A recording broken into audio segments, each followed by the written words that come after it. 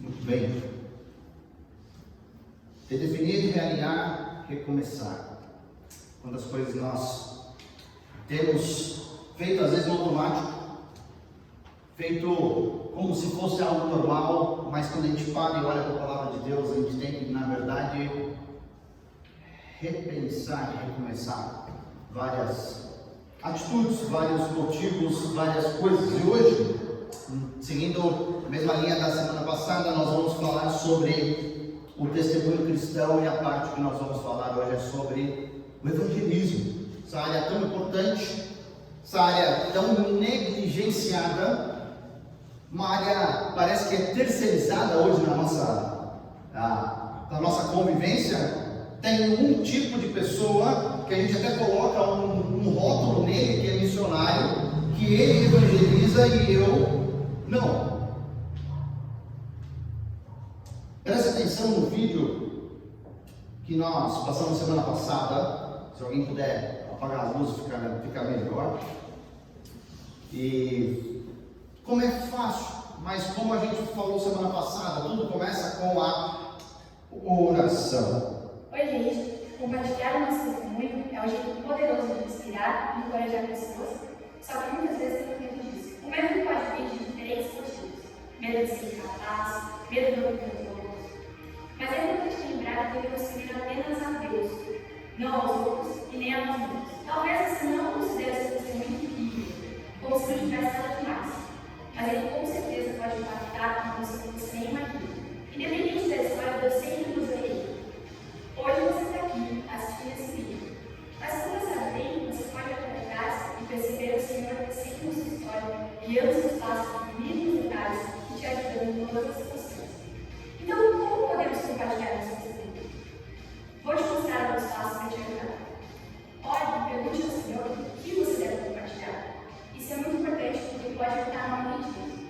Quando se trata de compartilhar o seu testemunho, há certas partes que talvez não precisam ser ouvidas. E tem outras que você provavelmente deixaria de fora, mas elas realmente precisam ouvir. Às vezes, Deus diz para compartilharmos coisas que são delicadas para nós. Compartilhe com elas sua vida diante de Jesus, deixe as pessoas saberem como você era antes, para que elas possam ver como você foi transformado até ser o que você é hoje. Por que você escolheu ser Jesus? Fale basicamente desse sua vida, quando você se preocupou, quando você decidiu. Lembre-se que a sua história tem muito poder e não deixe ninguém te conhecer. Se você gosta de vídeos como esse, não se esqueça de clicar na descrição. Isso definitivamente nos ajuda a compartilhar mais conteúdos como esse, que podem ajudar você e a outras pessoas a contar o seu testemunho e compartilhar a vida a pessoas do mundo. Obrigado, Senhor. Nós temos falado sobre o testemunho cristão e sobre o poder que tem a palavra, a língua. E a gente lembra de Provérbios 18, 21. A língua tem poder sobre a vida e sobre a morte. Os que gostam de usá-la comerão do seu fruto. Te lembra que certas profissões, e na verdade todos nós no nosso dia a dia, temos esse poder, porque a palavra de Deus fala que a nossa língua tem esse poder. O juiz, diante de um caso, pode muito bem salvar ou condenar uma pessoa. O médico, se você já esteve diante de um médico, você estava esperando uma notícia, se a notícia era boa ou não. Pessoas às vezes se desesperam após uma consulta, após uma notícia. Mas nós muitas vezes fazemos um mau uso da língua, que é uma dádiva, um presente do nosso Deus. E como é Deus que nos dá, é Deus que nos criou, é Ele que sustenta, é Ele que diz como nós devemos usar. De que maneira nós devemos usar? Em Tiago, capítulo 3, nós vemos claramente que a língua tem esse poder grande de dirigir, destruir e deleitar, de dar prazer. Se você controla a sua língua, você vai ter um caminho plano, aplainado, um caminho sem obstáculos. Porque a língua, ela pode realizar grandes coisas, tanto para o bem, quanto para o mal. Tanto para construir, que é a palavra bíblica, para edificar quanto destruir. Então eu peço que você abra Colossenses capítulo 4, nós vamos ler a segunda parte do versículo B, ou versículo 3, e o versículo 4.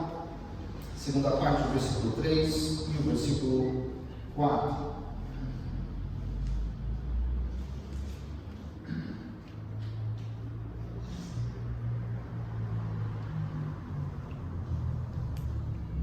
Diz assim a palavra de Deus: orem também por nós, para que Deus abra uma porta para a nossa mensagem, a fim de que possamos proclamar o mistério de Cristo, pelo qual estou preso.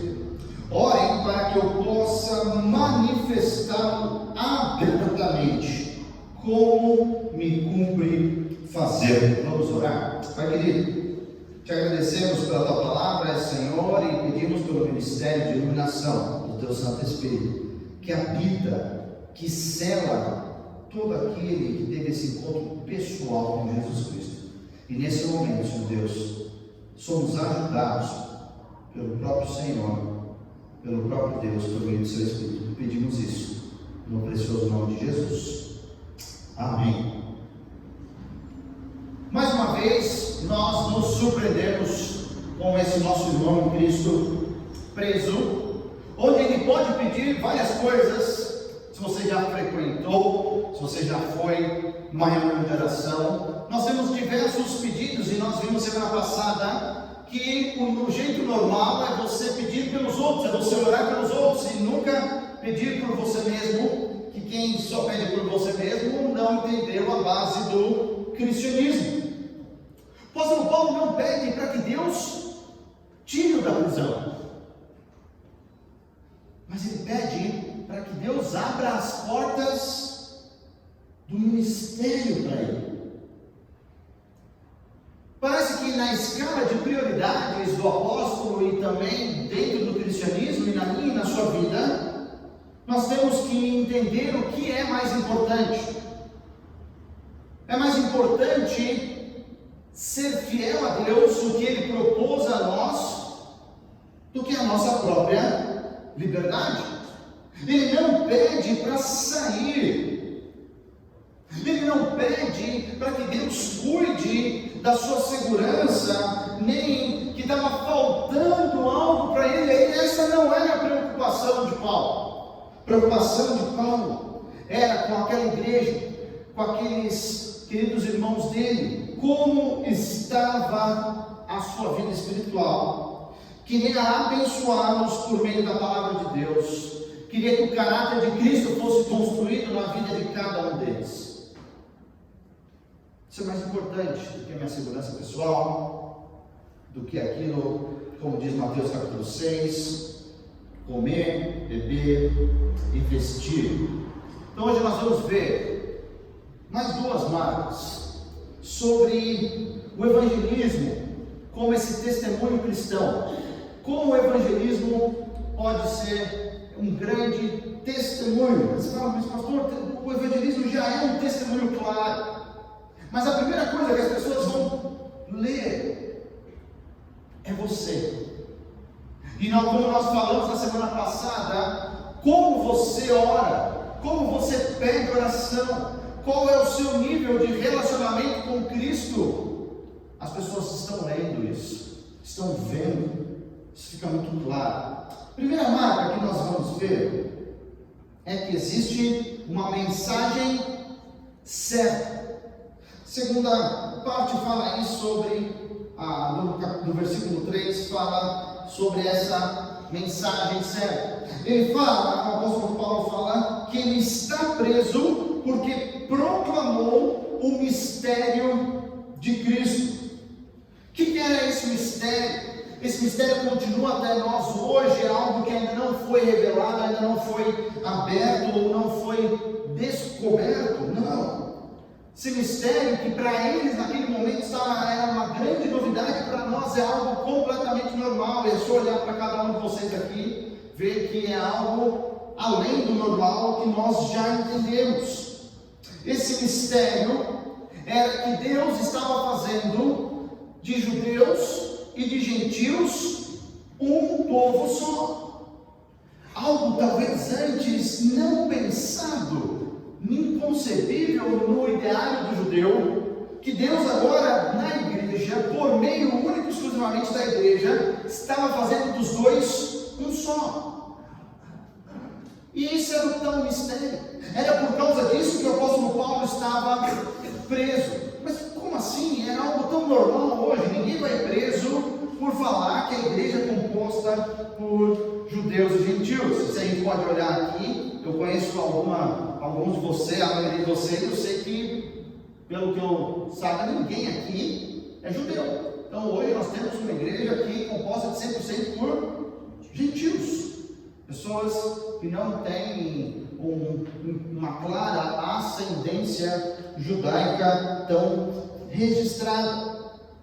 Mas por que isso tem a ver com a prisão do apóstolo Paulo? Se você lembra, lá em Atos, já caminhando no finalzinho do livro, no capítulo 21, o apóstolo Paulo está no templo, está ali no pátio do templo de Jerusalém, anunciando essa nova aliança que nós vamos celebrar hoje aqui por meio da ceia do Senhor, que Deus agora se manifestou por meio de Jesus para salvar tanto judeus quanto gentios. Quando os judeus ouviram a palavra gentios, eles prestaram atenção. Essa palavra me interessa. E foi essa preocupação de Paulo pregar aos gentios do seu ministério dado por Deus, em visão, em confirmação, que ele foi preso. Foi por causa disso que ele estava em algemas, estava privado da sua liberdade.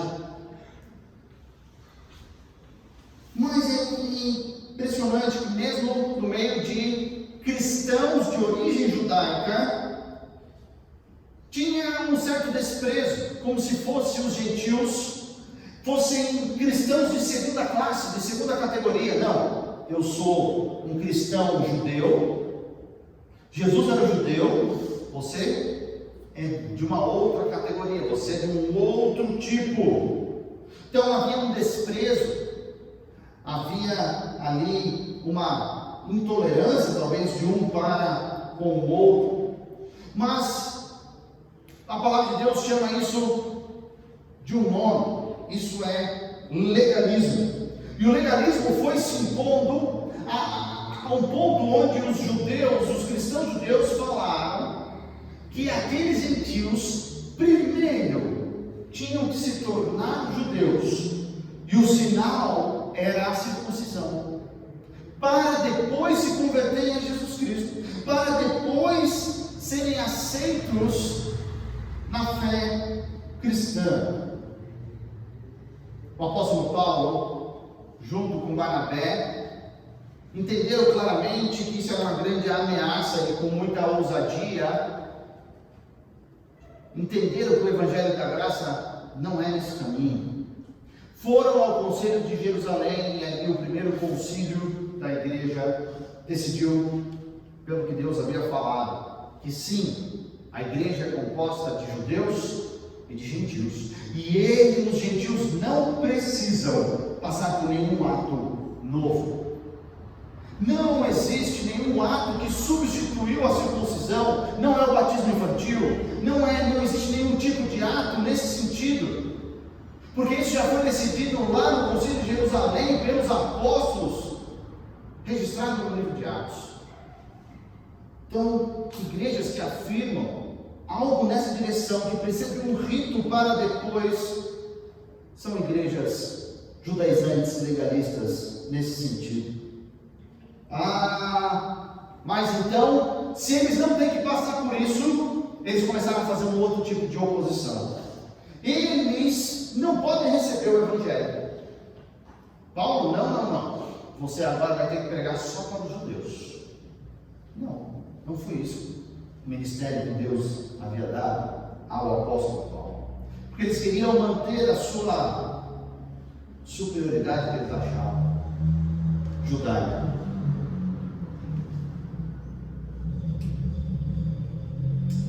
Interessante.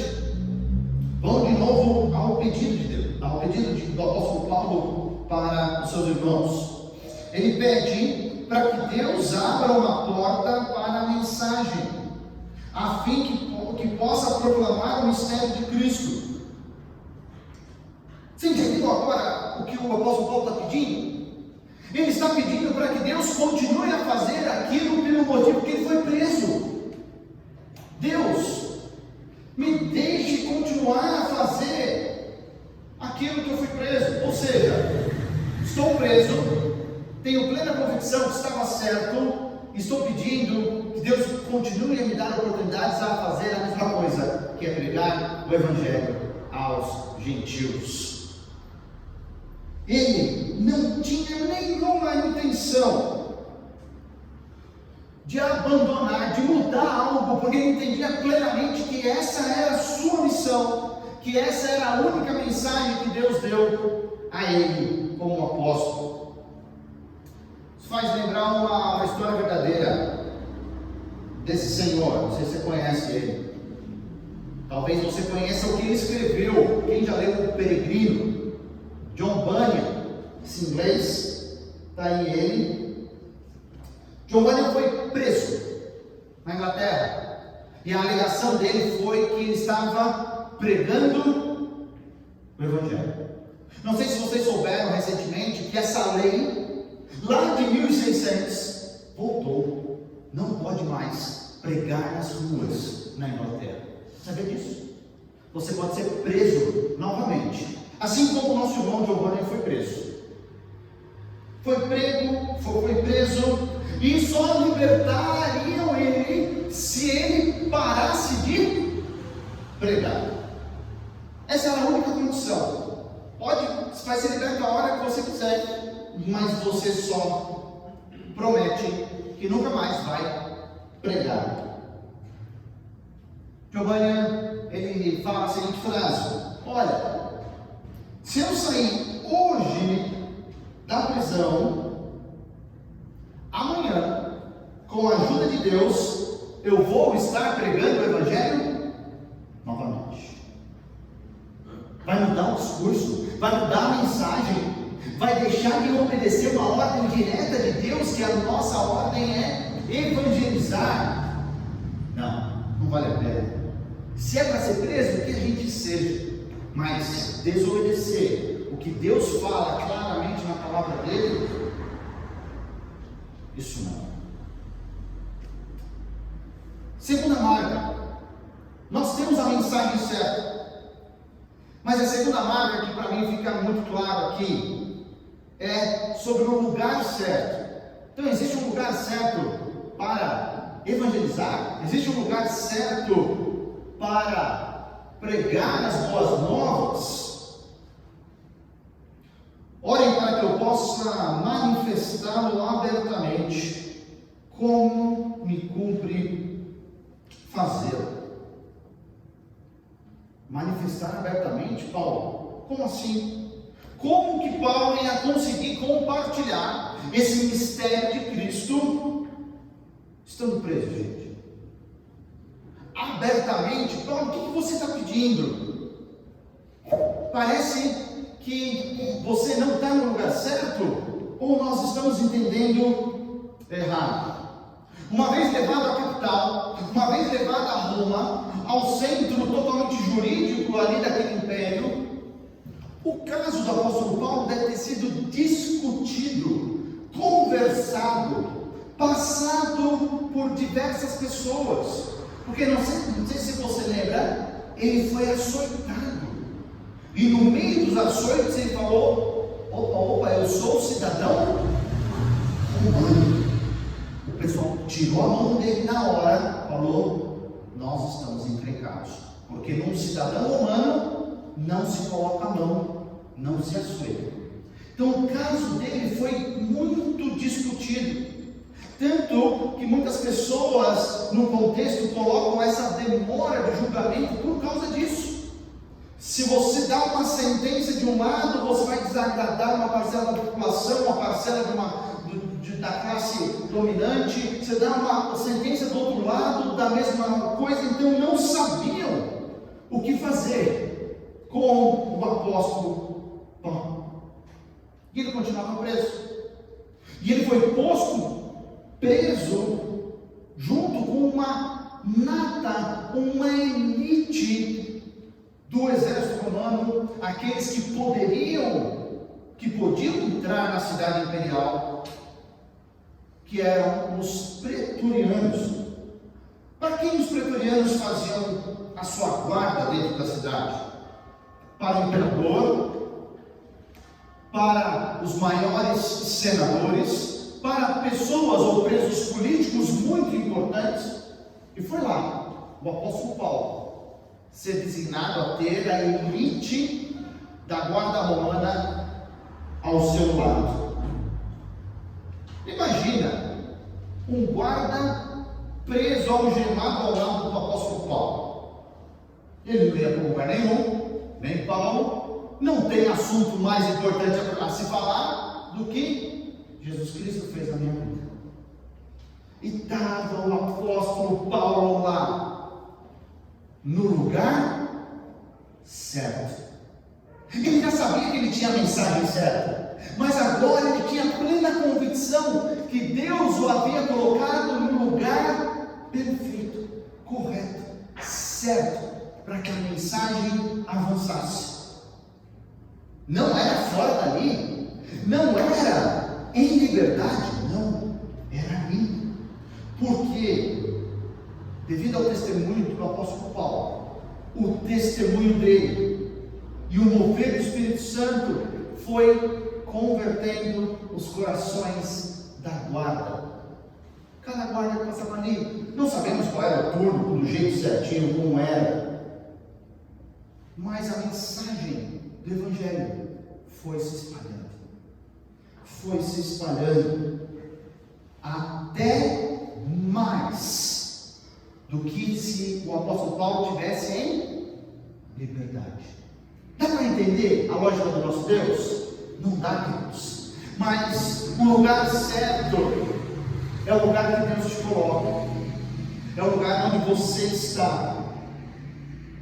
Olha só o que nós vemos em Filipenses 4:22, que até no palácio de César havia cristãos. Muito bem, no palácio de César tem dois tipos de pessoas: a família do imperador e os seus guardas, seus criados. A palavra de Deus estava chegando ao líder, ao centro do Império Romano, porque o apóstolo Paulo e a igreja ali estava sendo testemunha viva aonde Deus os havia colocado, por meio desses guardas evangelizados. Você tem alguma história dessa? Pode contar que uma pessoa que você evangelizou, talvez você não desse nada. Não, por obrigação eu vou evangelizar. Essa pessoa se torna um grande evangelista.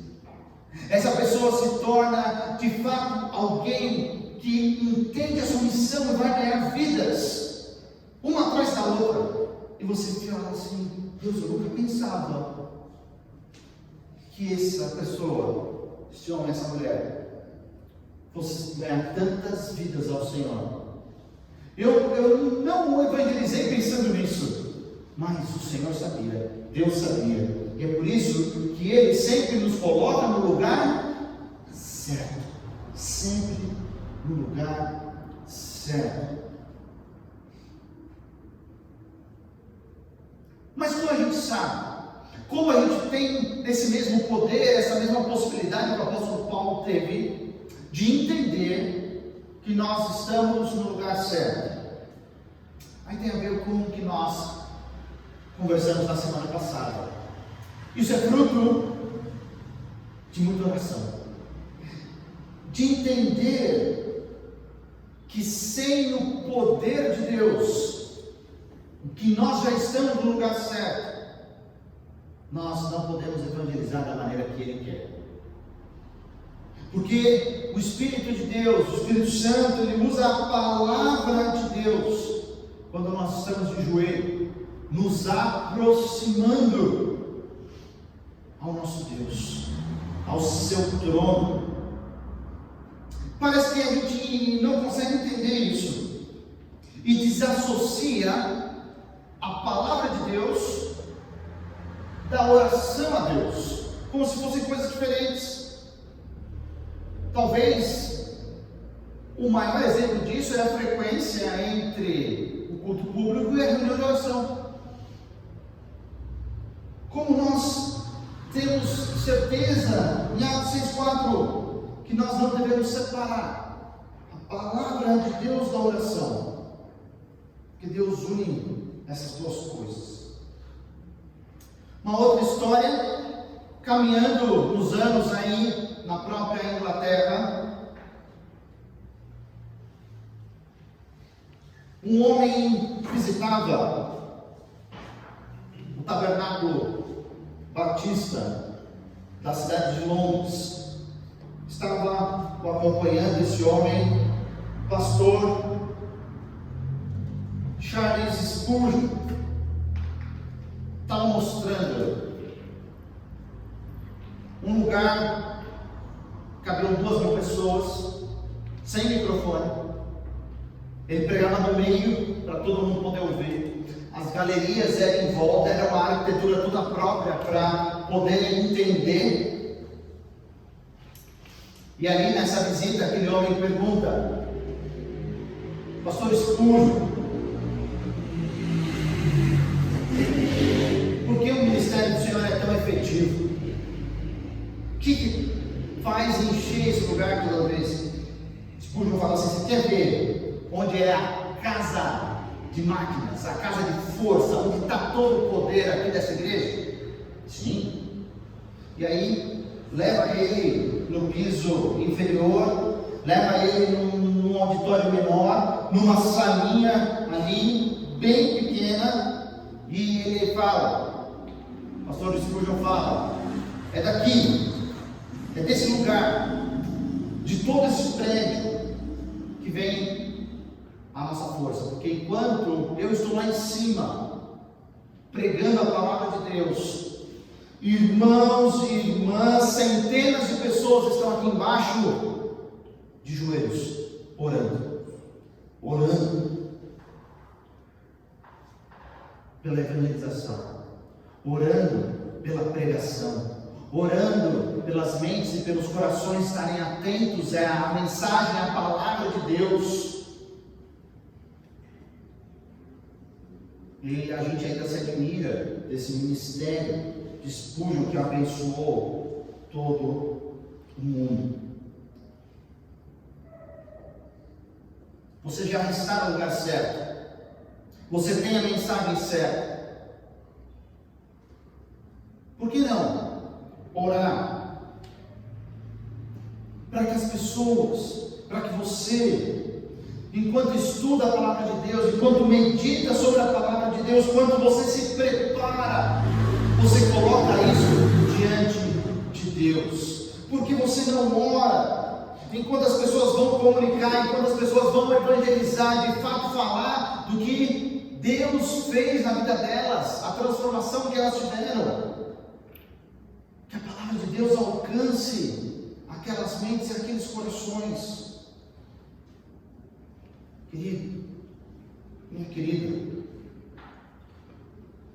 o lugar onde Deus te colocou é o lugar certo. Não existe lugar errado.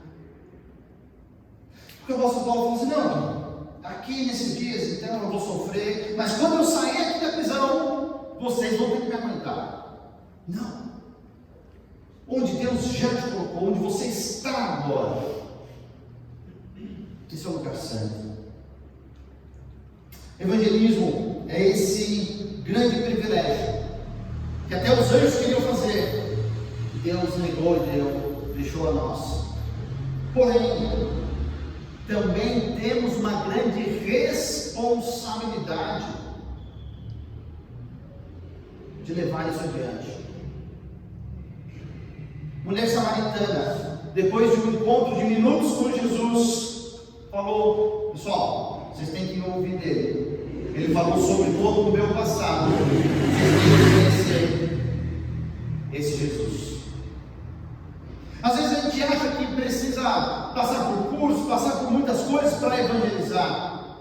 Se Deus te transformou, se Deus fez o que Ele faz, que é pegar pessoas quebradas, pessoas necessitadas e levar aos pés da cruz, você tem tudo que você precisa para evangelizar, para falar da palavra de Deus. Mas onde? Vou pegar um caixote e colocar no meio da avenida? Vou pegar um microfone e levar para a feira? Nas nossas conversas diárias, no teu bate-papo, e você vai lançando a semente da palavra. Você vai tocando os corações dos seus amigos, dos seus familiares, dos seus vizinhos, pela palavra de Deus. Não pelas suas histórias mirabolantes, mas pela palavra de Deus. Interessante que parece que até Jesus foi mal entendido nisso. O pessoal não entendeu o que Jesus estava fazendo ali. Os seus discípulos não pareciam que não estavam entendendo muito bem. Até ele falar claramente. Depois do episódio da mulher samaritana, ainda em Samaria, numa terra hostil aos judeus, o que de fato ele veio fazer aqui na terra. Olha para a luz mais uma vez, por favor.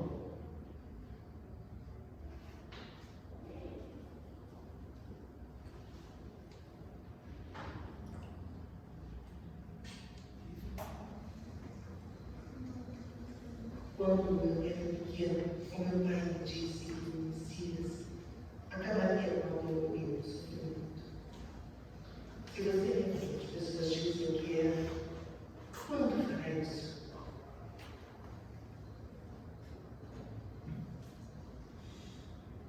Eu estou aqui para pregar as boas novas do reino de Deus. Um reino que não é deste mundo. Um reino que virá em breve. De onde tristeza e suspiro fugirão. Eu abri o caminho para as pessoas cessarem nesse reino.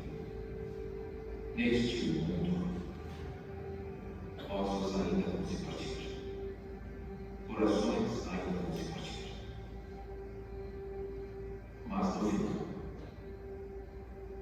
a luz vai vencer as trevas.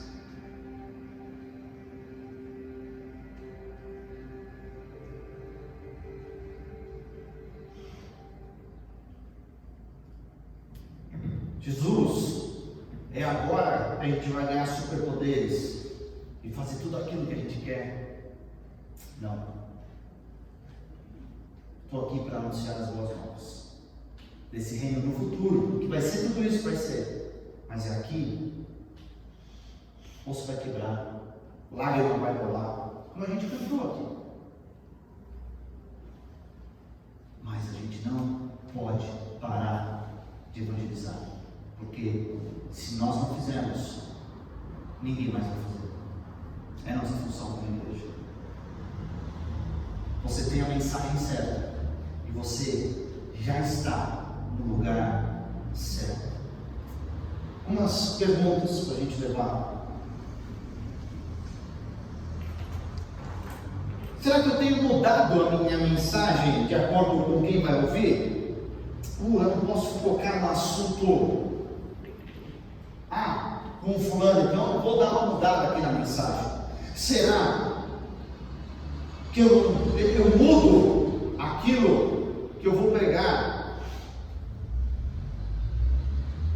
Ou ainda, por medo, eu não faço nada, eu não evangelizo, porque eu não quero ser o tal do politicamente correto. No trabalho falar sobre isso? Não, senão vão me mandar embora. Meu querido, quem te deu a sua vaga de emprego? Deus. Quem te sustenta? Deus. Você está no lugar certo para falar sobre o que Deus fez na sua vida. Talvez esse dia está cada vez mais perto, mas eu quero que você preste atenção nessa pergunta. O que é mais importante para você? A sua fidelidade a Deus ou a sua liberdade? Sabe por quê? A mensagem que Deus nos deu, ela é tão poderosa, mas tão poderosa que ela pode levar a gente para a prisão. Você está disposto a isso? Estou falando hoje, gente. Hoje. A gente está disposto a perder a nossa liberdade, mas continuar a permanecer fiel ao que Deus quer de cada um de nós? Ou a gente preza tanto pela nossa liberdade que não pensa em ir para a prisão? Você crê que Deus já te colocou no lugar certo para poder evangelizar? Com todos os recursos, com tudo aquilo mais poderoso que é a sua história de transformação.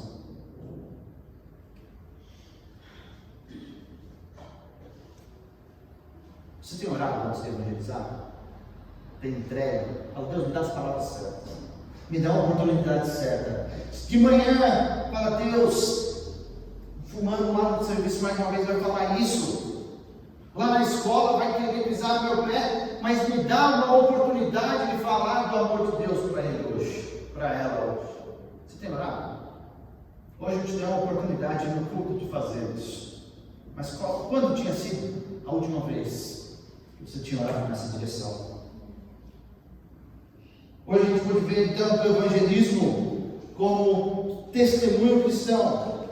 Tem a mensagem certa e tem o lugar certo, que é onde Deus te colocou. Vamos orar? Pai querido, como muitas vezes demoramos a entender, mesmo a tua verdade estando diante de nós, nos ajuda a colocar em prática, porque se isso não transformar o nosso coração, será mais um domingo, mais um sermão, e não vai ter feito nenhuma diferença em nossas vidas. Pai, a sua palavra que é viva, gera vida e gera transformação. É esse o meu pedido nessa noite. Eu peço no nome do Senhor Jesus.